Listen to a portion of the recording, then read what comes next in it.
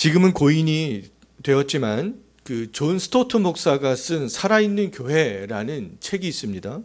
그 책에서 존 스토트 목사는요, 사도행전 2장 42절에서 47절의 말씀을 토대로 하여서 살아있는 교회란 어떤 교회냐, 그 네 가지 특징으로 그렇게 말씀을 하고 있는데요. 살아있는 교회는 첫 번째로 배우는 교회다, 이렇게 말씀합니다. 두 번째로 살아있는 교회는 성도의 교제가 있는 교회로 그렇게 말씀을 하고 있고요. 세 번째로는 살아있는 교회는 예배가 있는 교회로 말씀을 합니다. 네 번째로 살아있는 교회는 전도하는 교회다라고 그렇게 정의를 내리고 있는데요.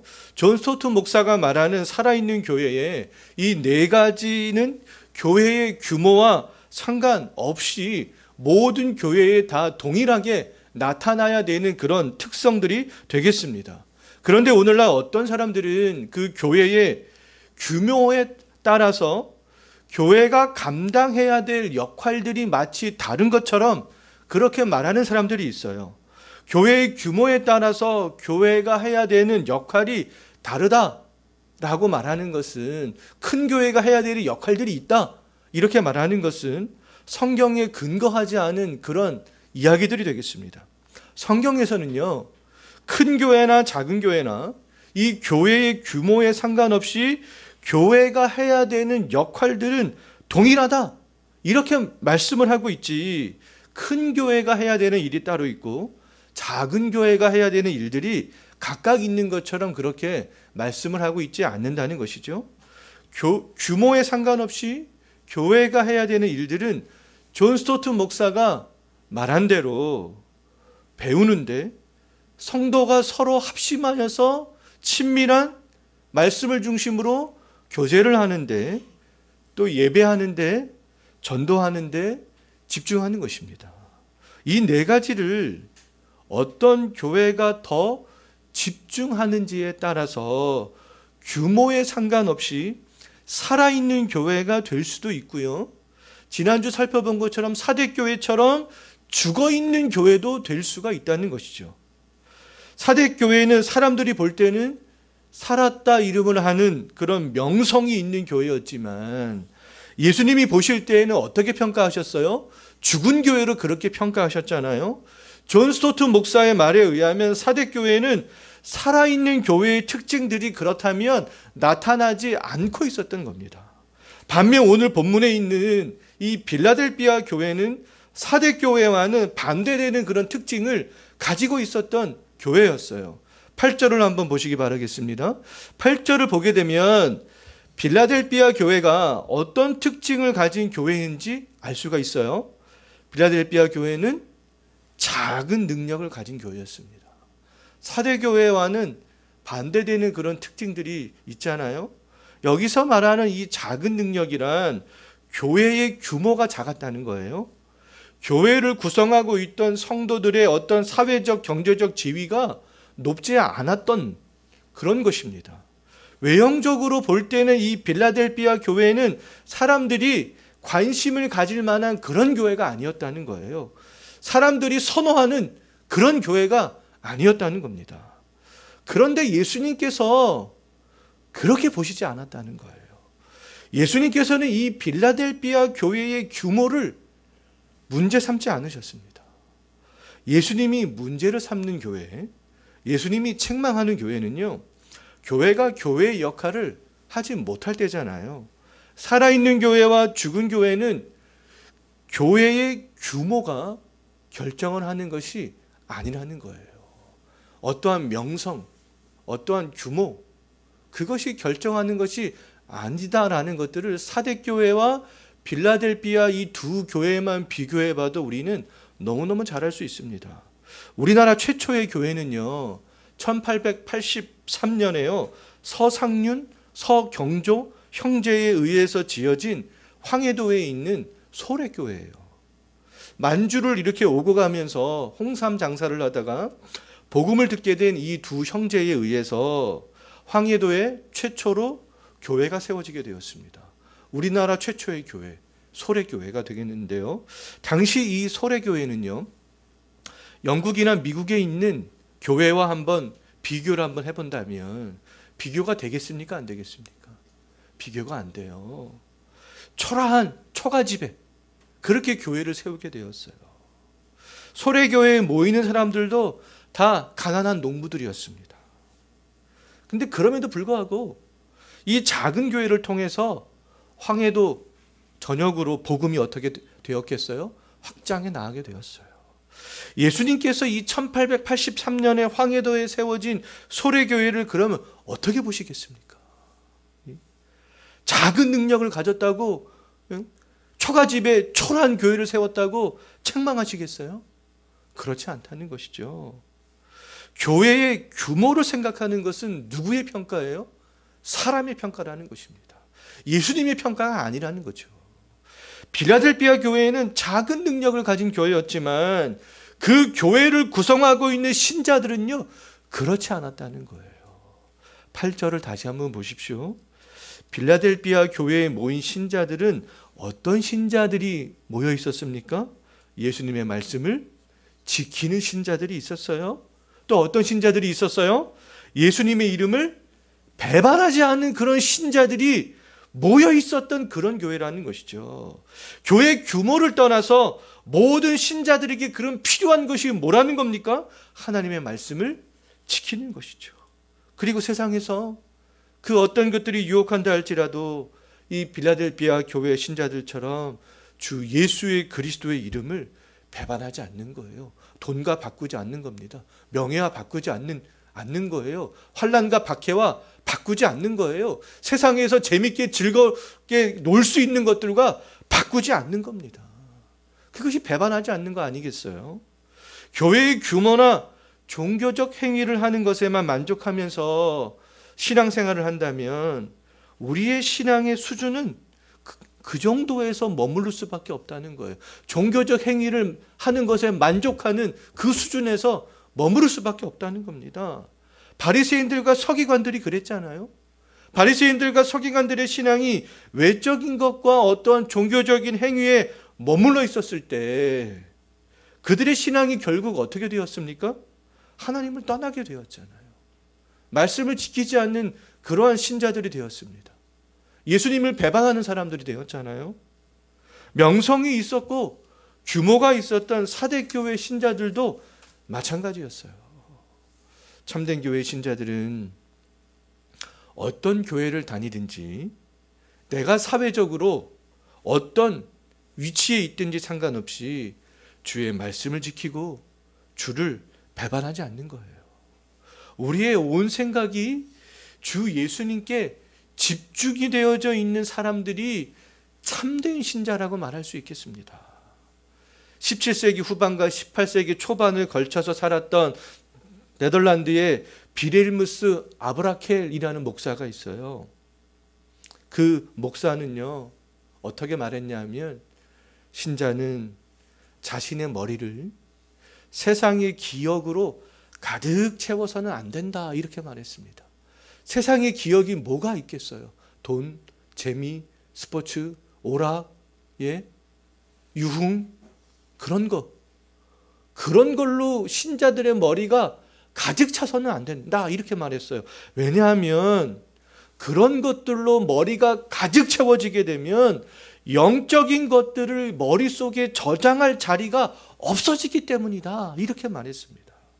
특히 기억력이 왕성한 젊은이들은 반드시 그들의 창조주에 대해서 자주 깊이 생각해야 된다, 이렇게 말했습니다. 우리의 머리는 빌라델비아 교회의 신자들처럼 주 예수의 말씀과 그의 이름을 영광스럽게 하는 것으로 가득 채워져야 되지 않겠어요? 그래서 세상의 것들이 우리의 머리에 저장이 되지 못하도록 그렇게 해야 되지 않겠습니까?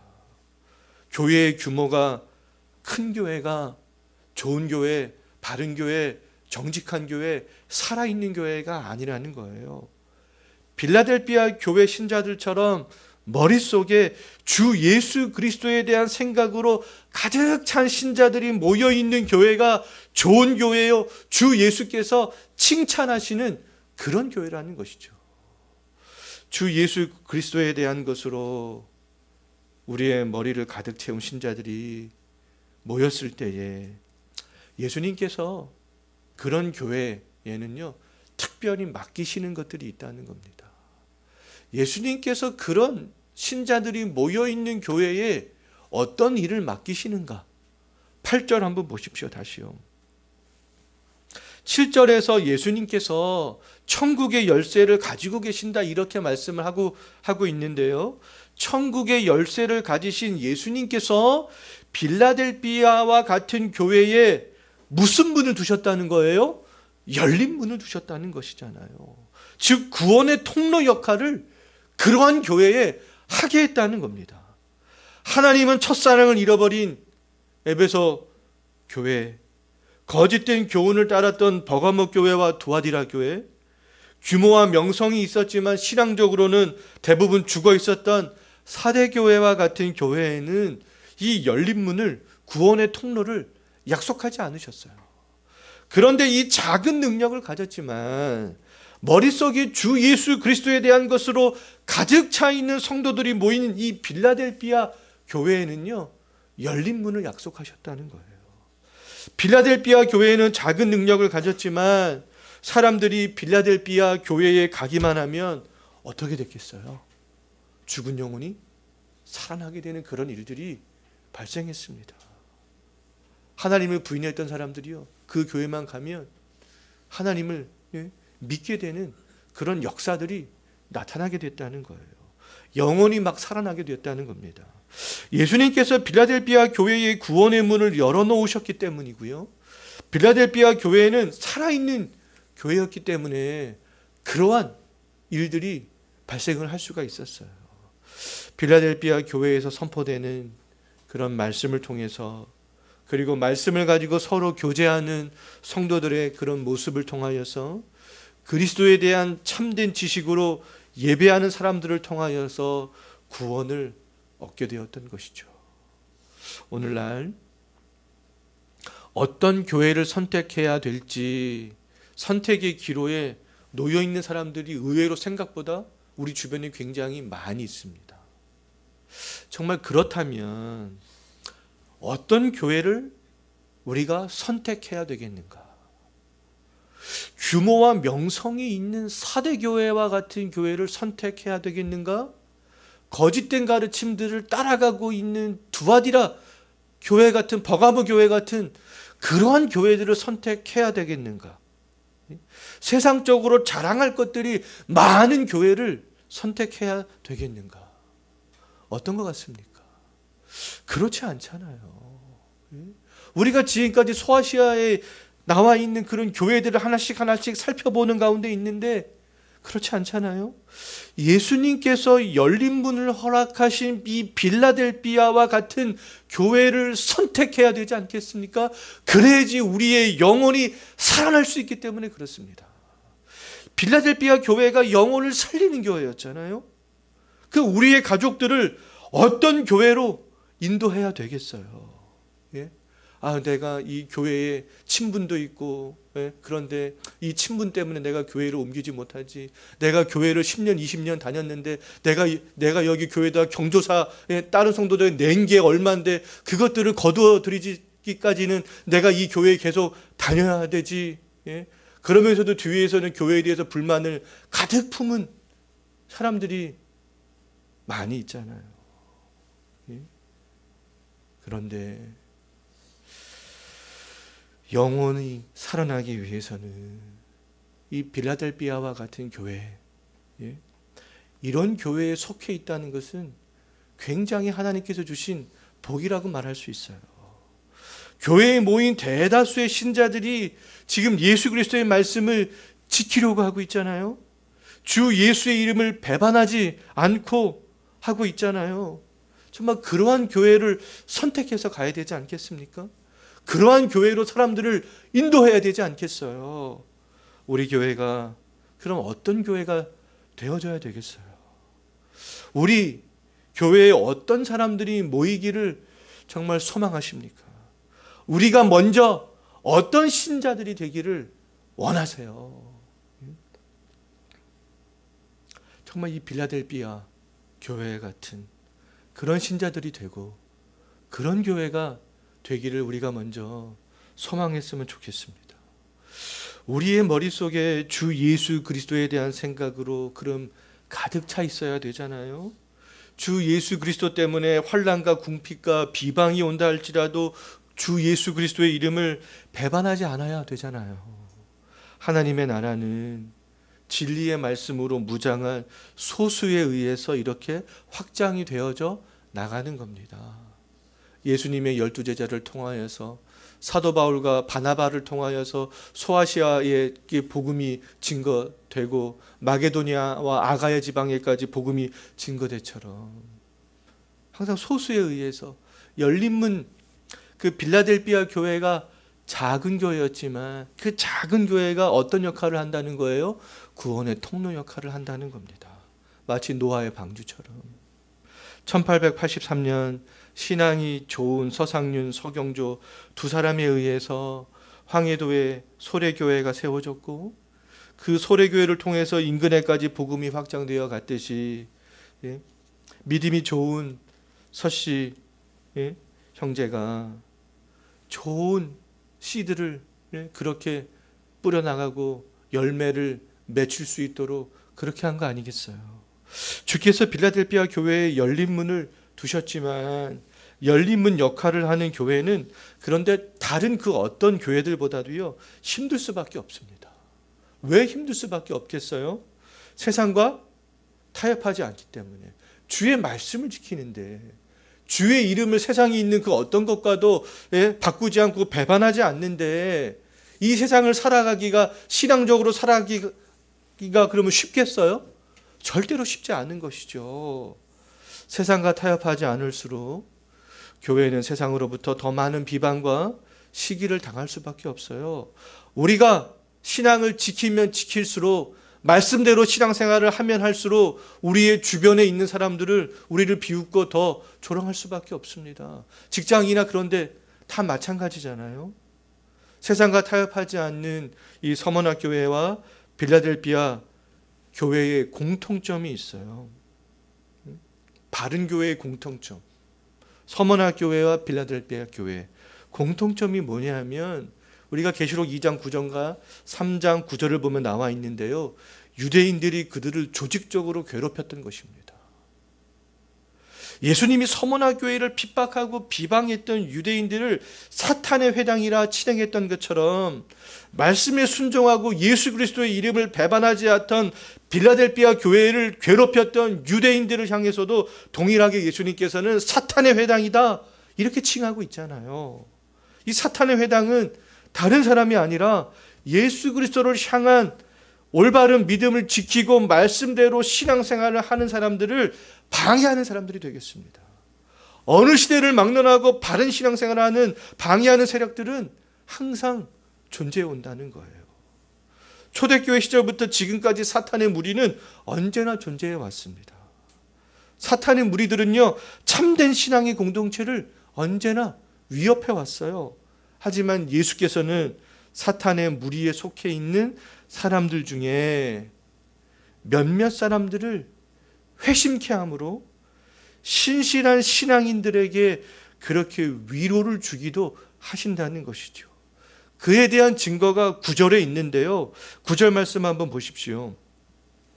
빌라델비아 교회 신자들을 괴롭혔던 유대인들이 있었잖아요. 그 유대인들 중에서 이제 몇몇 사람들이 빌라델비아 교회 신자들 앞에 나와서 뭐 한다고 되어져 있어요? 절한다 이렇게 되어져 있습니다. 유대인 중 몇 사람이 그러면 이 절한다는 것은요, 회심한다는 거예요. 내가 그동안 너희를 괴롭혔던 것 잘못했다. 용서해다오. 예. 하나님은 몇몇 유대인들이 회심하는 것을 이 빌라델비아 교회 성도들이 보게 하심으로 그들이 힘들게 신앙생활을 해가던 성도들에게 위로를 주시는 것이죠. 사도 바울이 다메섹 도상에서 회심할 때에도 동일한 현상이 일어났습니다. 살기가 등등하여서 남녀 그리스도인들을 붙잡아 결박하여서 예루살렘으로 잡아오려던 그 사도 바울은요, 다메섹으로 가는 그 도중에 회심을 경험하게 되잖아요. 예수님을 만나게 됩니다. 그리스도인을 결박하기 위해 다메섹으로 향하던 사도 바울이 그리스도인을 이제 결박하지 않고 오히려 그 다메섹에서 예수가 하나님의 아들이다, 이것들을 전파하기 시작합니다. 이 모습을 보고 있던 다메섹에 있던 유대인들이 당혹스러워했다, 당황하게 되었다. 이렇게 사도행전 9장 22절 말씀을 보면 그렇게 되어져 있어요. 사도 바울이 와서 그리스도인들을 싹 다 결박하여서 데리고 갈 줄 알았는데 오히려 예수를 전파하네? 유대인들이 당황하게 된 거죠. 거기 있던 그리스도인들이 얼마나 감사하게 생각했겠어요. 아, 예수님은 살아계시는구나, 그렇게 감탄하지 않았겠어요? 이 빌라델비아 교회 성도들도 동일한 경험을 하게 되었다는 거예요. 그리스도인을 박해하던 사도 바울이 회심한 것처럼 빌라델비아 교회 신자들을 박해하던 유대인들 몇 사람이 회심하게 되었습니다.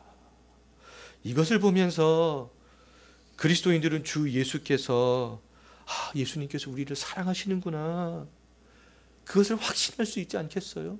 저 박해했던 저 사람들이 회심을 하고 그리스도인이 되다니, 예수님은 살아계시는구나. 힘든 가운데서도 더 열심으로 신앙생활을 감당해 나갈 수 있게 되는 것이죠. 우리들 주변에도 우리들이 신앙생활을 하지 못하도록 괴롭히는 사람들이 있잖아요. 그 사람들이 교회 내에 있을 수도 있어요. 심지어 목회자일 수도 있습니다. 장로가 될 수도 있어요. 우리 가족이 될 수도 있고요. 우리 이웃이 될 수도 있고요. 법을 만들고 집행하는 국가기관에 속한 사람들도 될 수 있습니다. 그럼에도 우리들이 빌라델비아 교회 신자들처럼 다메섹에 있던 그리스도인들처럼 신앙을 지킨다면 하나님께서는 우리들에게도 동일한 그 은혜를 보여주시지 않겠어요? 정말 그럴 줄로 믿습니다. 우리를 괴롭게 했던 사람들이 회개하고 그리스도께로 돌아오게 함으로 하나님께서 우리를 사랑하신다는 것을 보여주신다는 거예요. 그래서 더욱더 힘차게 우리가 신앙생활들을 감당해 나갈 수 있도록 그렇게 해주신다는 겁니다. 예수님께서 소아시아에 있는 교회에 약속하셨던 것처럼 신앙을 신실하게 지키는 빌라델비아 신자들에게도 이제 이 두 가지를 약속해 주세요. 한 가지는 이 땅에서 이루어지는 것이고요, 다른 한 가지는 영원한 하나님 나라에서 이루어지는 것인데요, 먼저 이 땅에서 이루어지는 것, 약속하신 것, 그것이 무엇인지 10절 한번 보십시오. 말씀을 지킨 신자들에게 예수님은 무엇을 면케해 준다고 말씀하고 있습니까? 시험의 때를 면하게 해주시겠다, 그 약속을 하고 있잖아요. 예수님의 이 약속은 오늘날을 살아가는 우리들에게도 동일하게 적용할 수 있는 그런 말씀일 뿐만 아니라 종말의 시대를 살아가는 모든 성도들에게도 적용할 수 있는 그런 말씀이 되겠습니다. 요한복음 17장 15절 말씀에서 예수님은 이제 기도를 하게 되는데요, 남겨지게 될 제자들을 위해서 힘을 다해서 예수님께서 기도하십니다. 근데 그때 예수님께서 힘을 다해서 제자들을 위해서 기도하시는데 어떤 기도를 하게 되냐 하면요, 이 땅에 남겨지게 될 제자들을 위해서 기도하실 때 세상에서 정말 내가 없으면 이 제자들이 힘들게 될 텐데 그 힘들게 될 그 제자들을 나와 함께 데려가 주십시오라고 그렇게 기도하시지 않습니다. 그렇게 기도하지 않으시고 제자들이 남아있게 될 터인데 그들이 악에 빠지지 않도록, 그들이 신앙을 지키면서 보존될 수 있도록 예수님께서 그렇게 기도를 하십니다. 예수님께서 10절에서 빌라델비아 교회의 신자들에게 한 약속도 동일한 의미로 생각을 할 수 있어야 돼요. 시험의 때를 면하게 해 주신다는 것은요, 이 마지막 종말이 오기 전에 하늘로 데려가시겠다, 그런 말씀이 아니세요. 환난과 핍박을 당하지 않게 주시겠다, 보호막을 쳐 주시겠다, 그렇게 말씀하신 것도 아니에요. 시험의 때를 면하게 해 주시겠다는 것은요, 영적인 의미입니다. 육체적으로는 환난과 궁핍과 비방을 받을 수밖에 없어요. 그러나 영적으로 보호해 주시겠다는 그런 약속이에요. 영적인 평안을 약속해 주신 것입니다. 우리의 믿음을 지킬 수 있도록, 보존될 수 있도록 예수님께서 그렇게 요한복음에서 기도하셨던 것처럼 그러한 약속을 동일하게 해 주신 거예요. 사단은 교회의 외형적인 것들은 얼마든지 공격할 수 있습니다. 그러나 교회의 본질적인 것들은 공격할 수 없어요. 예수님께서 지켜주시기 때문에 그렇습니다. 우리의 육체는 고난당할 수 있습니다. 하지만 우리의 영혼은 그런 가운데서도 평안할 수 있다는 거예요. 예수님께서는 요한복음 16장 33절에서도 세상에서는 너희가 환난을 당하나 담대하라 이렇게 말씀하셨잖아요. 환난의 때에도 평안할 수 있다 이렇게 약속하셨습니다. 주께서 주시는 그런 평안은 굉장히 놀라운 거예요. 굉장히 큰 능력이 있는 겁니다.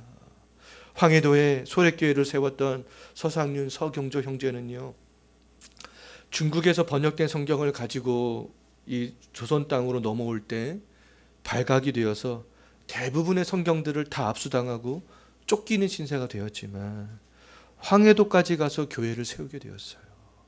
이 서씨 형제가 관군에게 쫓기면서도 두려움들을 극복할 수 있었던 것은요, 주께서 주신 그런 평안 때문이었습니다. 주께서 주시는 이런 평안은요, 이렇게 담대함으로 나타나게 되었던 것이죠. 주께서 주시는 평안은 세상으로부터 오는 박해와 환난보다도 더 강력한 무기가 되겠습니다. 예수님은 우리들이 핍박과 고난당할 때 우리를 즉시 하나님 나라로 데리고 가시지 않는다는 거예요. 핍박에서 즉시 벗어날 수 있도록 그렇게 주시는 것도 아니라는 것이죠. 우리들이 핍박과 고난 가운데에서도 견딜 수 있도록 보호해 주시는 거예요. 견인의 은혜를 주시는 겁니다. 때문에 예수님께서는 11절에서 내가 가진 것을 어떻게 하라고 말씀하고 있어요? 굳게 잡으라. 예? 내가 가지고 있는 것 굳게 잡아야 된다. 그렇게 말씀하고 있는 겁니다. 그럼 내가 가진 것이란 무엇이겠어요? 이미 우리 안에 있는 예수 그리스도를 향한 그런 믿음이 아니겠습니까? 그 믿음을 굳게 잡으라는 겁니다. 언제요? 환난과 고난의 때에. 우리 안에 있는 믿음을 붙잡으면 붙잡을수록 주께서 주시는 그 큰 평안의 은혜를 누릴 수 있게 된다는 겁니다. 그 평안의 은혜가 무엇으로 나타나게 된다고요? 담대함으로 나타나게 된다는 거예요. 바울을 멸망하는 소돔성을 피해 달아나는 롯의 아내처럼 자꾸 이 뒤를 돌아보지 않았어요. 뒤를 돌아본다는 것은 어디를 돌아본다는 겁니까? 세상을 돌아본다는 거잖아요. 롯의 아내는 자꾸 뒤를 봤잖아요. 불타고 있는 내 집, 불타고 있는 내 재산, 네? 내가 즐겁게 놀았던 네? 그 추억들, 그것들을 이 사도 바울은 바라보지 않았다는 거예요. 바울은 오직 앞에 있는 것, 우리의 표대 되시는 예수 그리스도만 바라보고 나아갔다는 거 아니겠습니까? 빌립보서에서 그렇게 말씀하고 있잖아요. 예수님 우리의 표대다. 우리가 바라봐야 될 것은 그 표대밖에 없다. 뒤가 아니다. 앞만 보고 가야 된다. 이렇게 말씀하고 있잖아요. 히브리서 기자도 믿음의 주인 되시는 예수 그리스도를 우리가 온전히 바라봐야 된다. 이렇게 말씀하고 있습니다. 우리가 바라봐야 될 것은 이 세상이 아니라는 거예요. 우리를 괴롭게 하는, 괴롭히는 그 사람들이 아니라는 겁니다. 믿음을 붙잡고 우리에게 면류관을 씌워주기 위해서 기다리고 계시는 예수 그리스도를 바라보라는 것이죠. 예수 그리스도를 향해 나아가면 주께서 우리들이 반드시 그 생명의 면류관을 쓸 수 있을 때까지 평안의 은혜가 마르지 않도록 부어주신다는 거예요. 그 우리가 이 땅에서 보존될 수 있고 그 견인의 은혜로운 믿음을 붙잡고 살아갈 수 있게 된다는 것이죠. 예수님께서 신앙을 지키는 빌라델비아 교회 신자들에게 약속하신 두 번째가 있는데요. 그 두 번째가 무엇인지 12절 한번 보시기 바라겠습니다. 12절 말씀을 보게 되면 하나님 성전의 기둥이 되는 그런 약속을 하셨잖아요. 이 약속은 최종적인 종말론적인 약속이 되겠습니다. 최후에 이루어지는 그런 약속들인 것이죠. 당시 빌라델비아는 지진이 많이 일어나는 그런 지역이었다고 합니다. 근데 지진이 나면 종종 건물의 지붕과 담벼락들은 다 무너지고 기둥만 남게 되는 것들을 종종 볼 수 있잖아요.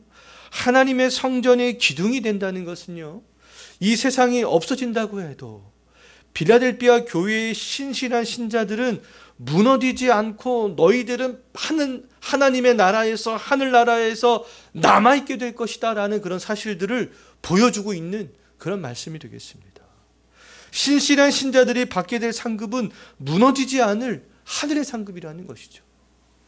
우리가 받게 될 상급은 동록이 해하고 도둑이 구멍을 뚫고 정말 도적질을 해갈 수 있는 이 땅에 있는 것들이 아니라는 거예요. 예수님께서는 우리의 보물을 동록이 해하지 못하고 도둑이 구멍을 뚫지도 못하고 도둑질도 할 수 없는 하늘에 쌓아두라 이렇게 말씀하셨잖아요. 마태복음 6장에서요. 이 땅에서 사는 동안 신실한 신자들이라 할지라도 우리가 가진 재물은 언제든지 없어질 수 있고요, 무너질 수 있어요. 하지만 최종 종말의 때에는 주 예수의 말씀을 지키는 자들은 하늘 성전을 떠받드는 기둥으로 남아있게 된다는 겁니다. 예수님께서는 하늘의 기둥이 된 신실한 신자들 위에 하나님의 이름과 하늘에서 하나님께로부터 내려오는 새 예루살렘의 이름과 나의 새 이름을 기록하겠다. 12절을 보면 또 그렇게 말씀하고 있잖아요. 성전이 기둥이 된 신자들을 위해서 예수님께서는 3번에 걸쳐서 이름을 기록하시겠다 이렇게 약속하시고 있어요. 영원한 하나님의 나라, 성전 기둥이 된 신자들 위해 이름을 기록한다는 것은 하나님께 속한 사람으로 영원히 하나님과 교제하는 관계 속으로 들어가는 것을 의미하는 거잖아요. 그러한 관계 속으로 들어가게 된다는 것들을 3번에 걸쳐서 그렇게 강조해 주고 있는 겁니다. 금요 기도회 때 우리가 레위기 13장 말씀에서 살펴본 것처럼 이 땅에서 사는 동안 하나님과 교제하고 하나님이 주시는 은혜를 누리기 위해서는 우리의 죄를 어떻게 해야 된다고 했습니까? 어떻게 해요? 도려내고 정말 때때로 불살라 버려야 될 때도 있다. 그런 말씀을 증거했었잖아요. 또 그 지난주에는 다윗처럼 내 속에 깨끗한 마음을 창조하시고 구원의 즐거움을 회복시키시고 하나님을 향해서 자원하는 심령을 달라고 우리는 정말 간절하게 매달려야 될 때도 있습니다. 그런데 우리의 이름이 3번에 걸쳐 기록된 하나님의 나라에서는 더 이상 그럴 필요가 없다는 거예요. 그럴 필요가 없습니다. 울며 불며 매달리지 않아도 되고요, 우리의 죄들을 도려내지 않아도 된다는 것이죠. 더 이상 죄 때문에 고민하지 않아도 된다는 겁니다. 왜요? 모든 것이 완전해지기 때문에, 하나님과의 완전한 관계 속으로 들어가기 때문에 그렇습니다. 하나님과 영원한 관계 속으로 들어가기 때문에 그래요. 빌라델비아 교회에는 비록 작은 능력을 가졌지만 주의 말씀을 지키며 주의 이름을 배반하지 않았던 그런 강력한 교회였습니다. 예수님께서 그러한 교회의 구원의 열린 문을 두신 거죠. 그 교회를 통해서 대적자였던 유대인들이 회심하고 1명씩 2명씩 조금씩 회심하는 그런 사람들이 늘어가게 되었던 것입니다. 교회가 어떤 곳인지를 생각해야 돼요. 교회는 구원의 방주의 역할을 하는 곳입니다. 서기관들과 바리새인들처럼 천국 문을 사람들 앞에서 닫고 자기도 들어가지 못하고 천국으로 들어가려고 하는 사람들도 들어가지 못하게 막아서는 안 된다는 교회죠. 오늘날 우리 교회가 그러한 교회가 되어서는 안 된다는 겁니다. 그러한 교회가 오늘날에 있겠어요, 없겠어요? 저는 분명히 있다고 봅니다. 사대교회와 같은 그런 교회가 있겠어요, 없겠어요? 분명히 있습니다. 바리새인들과 서기관들처럼 자기들도 천국에 들어가지 못하고 천국에 들어가려고 하는 사람들조차 막아서는 그런 교회가 오늘날도 분명히 있어요. 그러한 신자들이 있습니다. 그러한 목회자들도 있겠죠. 정말 우리 모두가 빌라델비아 교회 신자들처럼 주의 말씀을 지키며 주의 이름을 배반하지 않고 우리에게 있는 믿음을 굳건하게 잡고 나아가는 그런 우리 모두가 되기를 진정으로 소망합니다. 기도하겠습니다.